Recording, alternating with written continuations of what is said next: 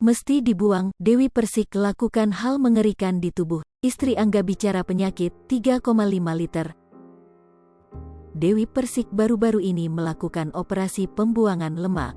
Operasi buang lemak ini dilakukan Dewi Persik bukan tidak ada alasan. Ia menyebut bahwa lemak di perutnya sudah terlalu banyak menjadi otot sehingga harus dilakukan operasi. Ada beberapa lemak yang sudah jadi otot. Otomatis kalau misalkan menggunakan suntik dibuang lemak atau kayak gimana itu dia nggak bakalan bisa hilang, ujar Dewi Persik dikutip dari kanal YouTube Populer Seleb, Selasa, tanggal 17 Mei tahun 2022.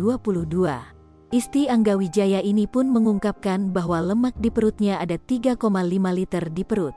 Aku ada 3,5 liter, seember, itu lemak doang di perut, lanjutnya. Kemudian Dewi Persik pun mengungkapkan bahwa yang dilakukannya ini untuk kesehatannya bukan demi penampilan.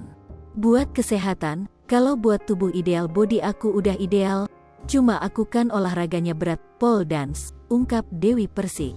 Dewi Persik pun mengungkapkan jika ia harus membuang lemak di perutnya lantaran takut efek di kemudian hari. Ia tidak ingin di masa tuanya nanti memiliki penyakit yang dapat membuatnya khawatir. Seandainya itu ada di dalam tubuh kita itu kayak gimana dan itu mesti dibuang. Efeknya mungkin bukan sekarang masih muda 35, nanti umur 45 ke atas karena kolesterol lah inilah itulah jadi yang aku bikin khawatir sih, jelasnya.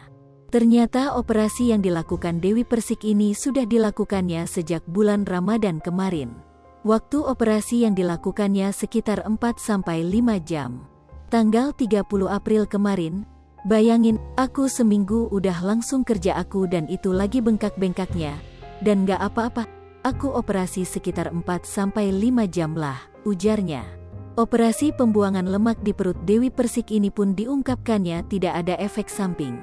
Namun wajahnya mengalami sedikit bengkak, istri Angga Wijaya pun mengungkapkan jika 3 hari pasca operasi ia sudah bisa bekerja kembali. Gak ada efek samping.